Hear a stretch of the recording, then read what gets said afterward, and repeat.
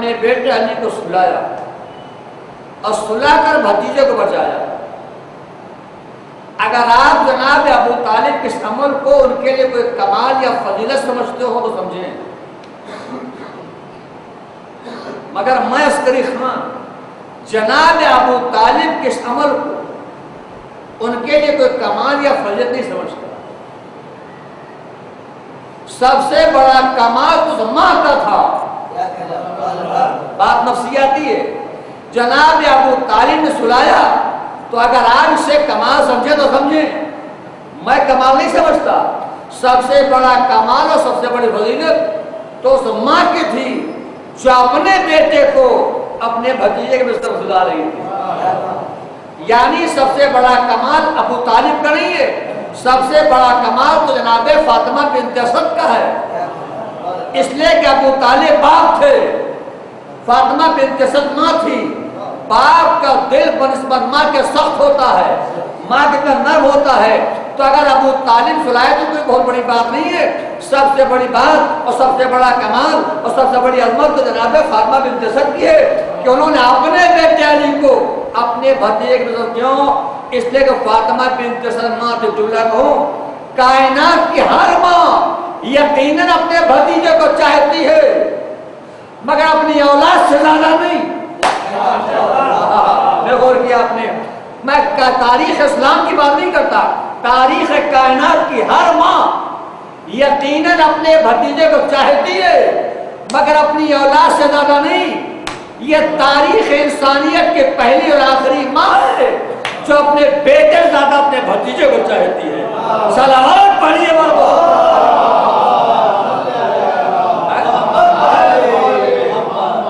اس ماں کا نام ہے فاطمہ بنت اسد، جس نے اپنے بیٹے علی کو سلا کر اپنے بھتیجے کو بچایا۔ لیکن واہ ہو علیہ السلام پر آپ وہ کتابیں پڑھیے جو سیرت پر لکھی گئی ہیں تو آپ خود محسوس کریں گے دنیا نے جانے کتنی جعلی روایتوں کی دیواریں کھڑی کر دی تاکہ دنیا کو معلوم نہ ہو، لوگوں کو پتہ نہ چلے کہ فاطمہ بنت اسد کی عظمت کیا ہے، آپ کا مقام کیا ہے، آپ کی بلندی کیا ہے، آپ کی فضیلت کیا ہے۔ نہ جانے کتنی جعلی روایتوں کی دیواریں کھڑی کر دی تاکہ دنیا کو معلوم نہ ہو کہ حضرت علی کی ماں کی عظمت کیا ہے، ان کا مرتبہ کیا ہے۔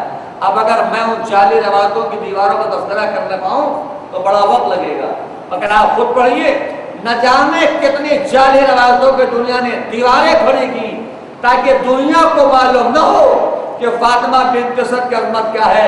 مگر میں اکثر کہتا ہوں ان متعصب مورخین کو پتہ ہی نہیں تھا، ارے جس کی عظمتوں کو کعبے کے دیوار نہ روک پائے، صلوات پڑھیے بر محمد والے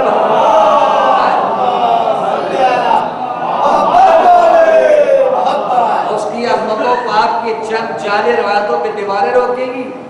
آج بھی دیوار خانہ کعبہ عظمت جناب فاطمہ بنت اسد کا بتا دے رہی ہے۔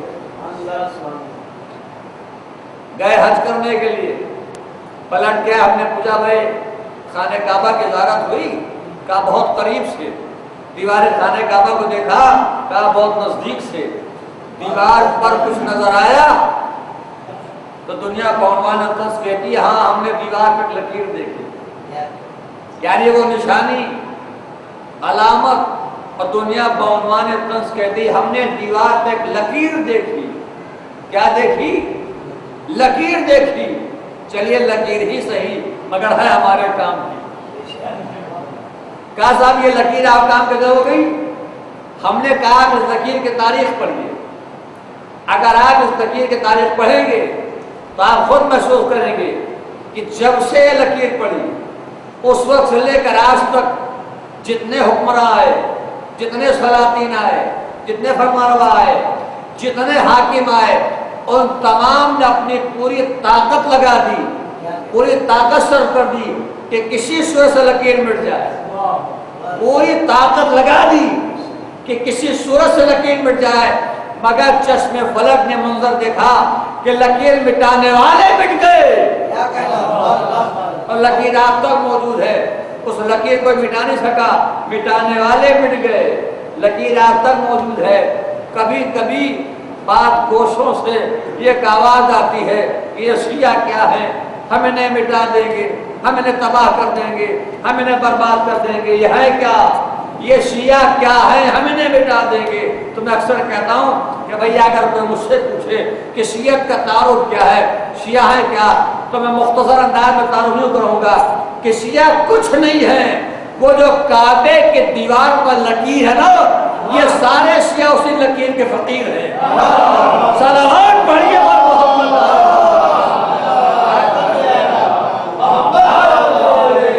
صلوات زوردار بھیجے بابا۔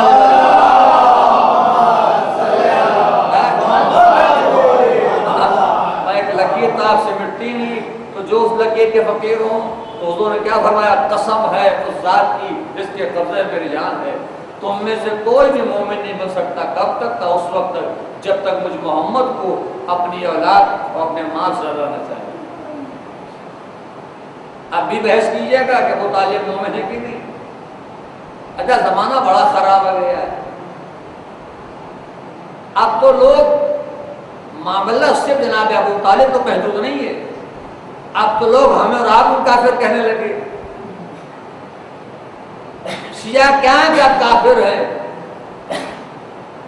شیعہ کیا کافر ہے، معاملہ صرف حضرت ابو طالب تک نہیں ہے،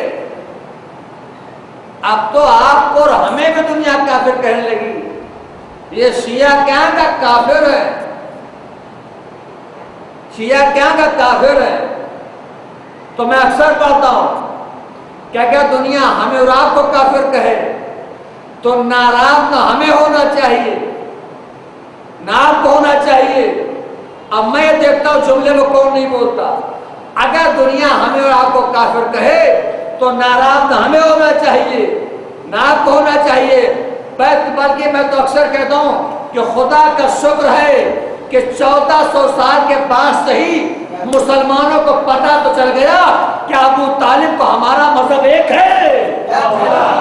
ارے صلوات پڑھیے اور محبت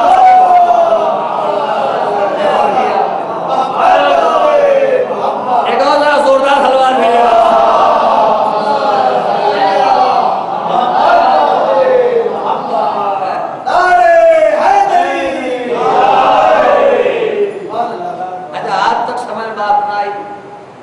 دنیا ہمیں کافر کیوں کہتی ہے، کہ ہمارا قصور کیا ہے، ہماری خطا کیا ہے، ہماری غلطی کیا ہے، ہمارا گناہ کیا ہے جو آپ ہمیں کافر کہتے ہیں۔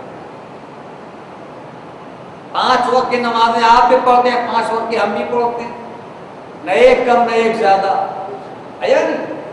ماہ مبارک رمضان آیا تو ماہ مبارک رمضان میں آپ نے روزے رکھے تو ہم نے کوئی ماہ شوال میں نہیں رکھا، ہم نے ماہ رمضانی میں روزے رکھے۔ حج کرنے آپ بھی جاتے ہیں، حج کرنے ہم بھی جاتے ہیں، خانہ کعبہ کا طواف آپ بھی کرتے ہیں، خانہ کعبہ کا طواف ہم بھی کرتے ہیں، عرفات آپ بھی پہنچے، میدان عرفات ہم بھی پہنچے، مزدلفہ آپ بھی آئے، مزدلفہ ہم بھی پہنچے، مینا آپ بھی تشریف لے گئے، مینا ہم بھی پہنچے، صحیح آپ نے بھی کی، صحیح ہم نے بھی کی، قربانی آپ نے بھی پیش کی، قربانی ہم نے بھی دی۔ 3 شیطانوں کو آپ نے پتھر مارے تو ہم نے بھی انہیں 3 کو مارے۔ ذرا غور کریں، ہم نے بھی انہیں 3 کو مارے۔ کہتے ہیں یہ اس لیے کافر، سنیے گا، کہتے ہیں یہ اس لیے کافر ہیں کہ انہوں نے قرآن بدل دیا۔ یہ اس لیے کافر ہے کہ انہوں نے قرآن بدل دیا۔ اما جھوٹ بولتے ہو، ہم نے تمہارے شیطان تو بدلے نہیں۔ صلوات پڑھیے اور محبت آئے۔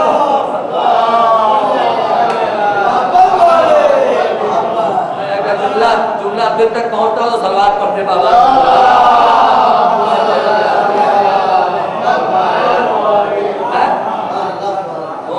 ہم نے پتھر مارے، جو افراد حج کرنے کا انہیں معلوم ہے وہاں رکان میں 4 پتھر شامل ہیں، صرف 4،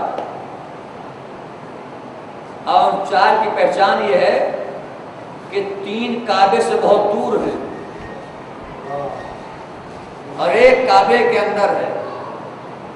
3 دور ہیں اور ایک کعبے کے اندر ہے.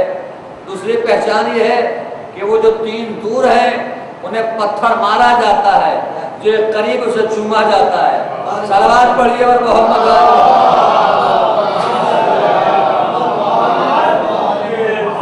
یہ بحث نہیں کرنا چاہیے کہ ابو طالب مومن تھے کہ نہیں، کلمہ پڑھا تھا کہ نہیں، اسلام لائے تھے کہ نہیں. اچھا آج تک میں نے یہ دیکھا کوئی معقول دلیل کسی کے پاس کو جناب ابو طالب کے مات اللہ ایمان اللہ دیکھو. اگر ہے تو 2-3 دلیلیں بڑی کمزور تھی.